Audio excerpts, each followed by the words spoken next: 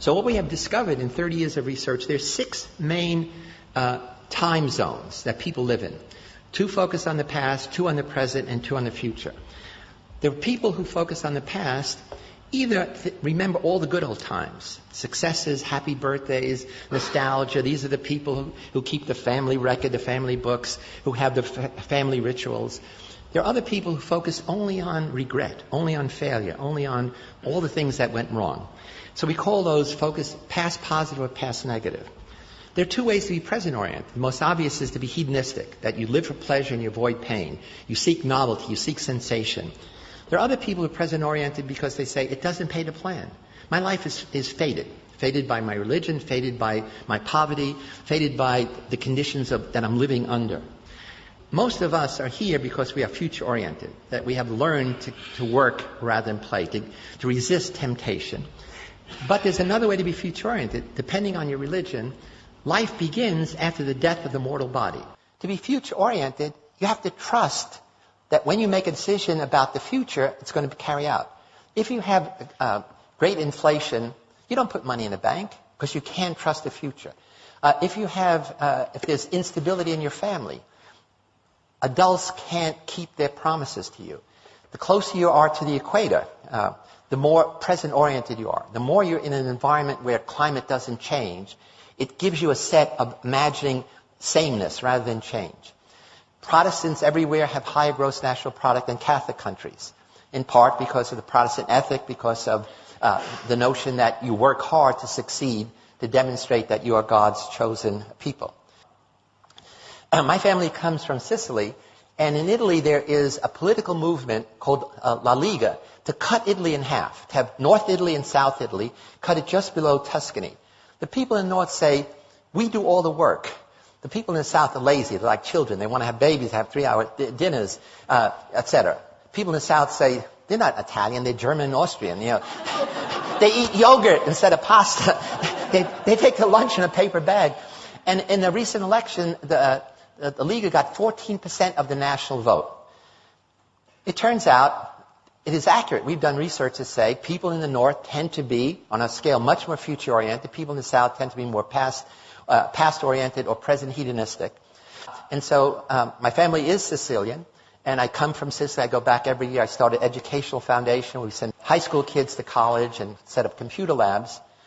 And I'm talking about some of this stuff, and a man comes up and says, I'm a poet. I live with words. And it wasn't until I heard you talk that I realized there's no future tense verb in Sicilian dialect. I said, what do you mean? There was, is, there's no will be. He said, that's why nothing gets done. And I didn't realize it because we never planned. So again, here's how when you have a number of people who share a certain time perspective, then it does come to characterize the nation. In the same way, if you have a Catholic nation where people tend to be present or past-oriented, rather than a Protestant nation where in general people tend to be more future-oriented, it affects you in very profound ways. So there's a wonderful book called The Geography of Time, and it's written by a dear friend of mine, Robert Levine, who's a social psychologist, and he actually literally went around the world doing wonderful experiments. He looks at what he calls the pace of life. See, time perspective is how people divide their own experience into partitions, time zones. Another kind of time orientation is your sense of duration. How much time has expired while you're sitting in a dentist's office before they start drilling? How much time has expired when you've been waiting in line? How much time has expired when you're having fun? Or that's it. So time duration is totally a function of whether you're bored, whether you're excited or not. And what he does is he shows that in different cultures, people have a different pace of life.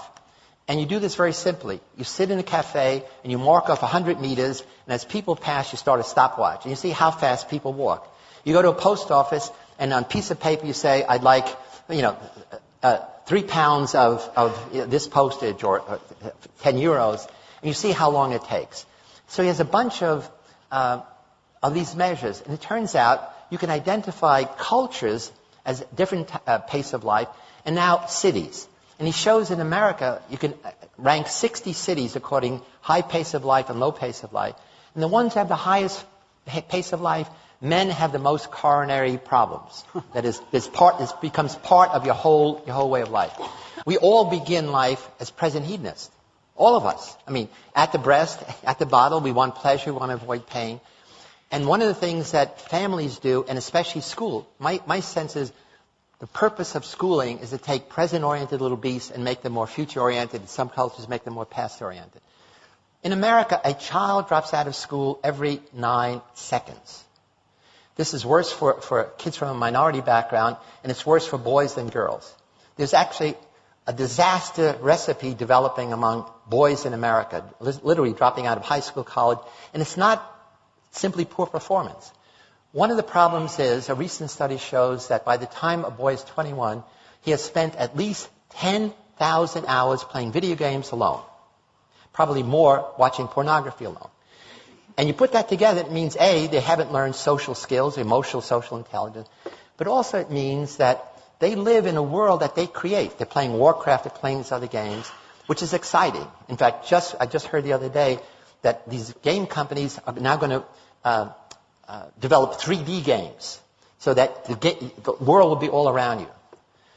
Their brains are being digitally rewired, which means they will never fit in a traditional classroom, which is analog. Somebody talks at you without even the nice pictures, meaning it's boring. I mean, you control nothing. You sit there passively.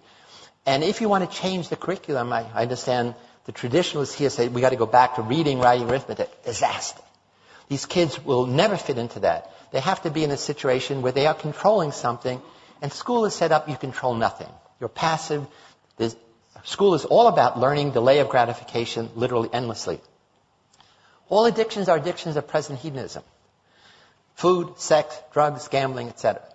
All of our propaganda, all of our educational message, all our public relations messages are designed for future-oriented kids, who's not the problem. They tell you, here's the negative consequences of doing what you're doing. Future-oriented kids know that, and they don't do it. Present-oriented kids know the future consequences. If you're a teenage girl, you know that if you have unprotected sex, you're likely to get pregnant or have sexually transmitted disease. You know it, but that knowledge never feeds back to change your behavior. So that's the interesting thing about time perspective. I think we are underestimating the power of technology in rewiring young people's brains. Kids don't wear wristwatches. They say it's a single function device. You don't waste time with a single function device. And they live in a digital thing. What matters is the second. You know, I didn't mention one of the things that gets people upset in America is how long it takes to boot up your computer and how long it takes to download something. Less than a minute. That makes people angry. So it becomes an emotional thing. You get angry waiting in line, waiting for services. Waiting is a waste of time, even if it's waiting for your computer to boot up. So I think there's a fundamental change going on in our culture that I think we adults are not realizing, that kids are totally different than we were. And it's because it's revolution in time. There was a recent study we did with USA Today, asking Americans how busy they are. The vast majority of Americans, more than 50%, said, I'm busier now than I was last year, I'm busier last year than the previous year, and I sacrifice friends, family, and sleep for my success. This is across the board, not separating by future orientation. And then we say, suppose you had an 8-day a week, what would you do? They say, oh, that would be great. They would spend most of that time working harder, achieving more, not with friends, not with family, and not even sleeping. They did a study 20 years ago, and I was upset, again, from this Italian background. Only 60% of Americans said they have regular sit-down family dinners. When we redid the study last year, only 1 in 5 American families have sit-down dinners together. In America, we talk about family values. You can't have a family value if you never have family meals together. I think many of life's puzzles can be solved by simply understanding our own time perspective and that of others. Lots of conflict we have with people is really a conflict in different time perspectives. Once you're aware of that, you stop making negative attributions like you're dumb or you're childish or you're pig-headed or you're authoritarian. It's really the most simple idea in the world.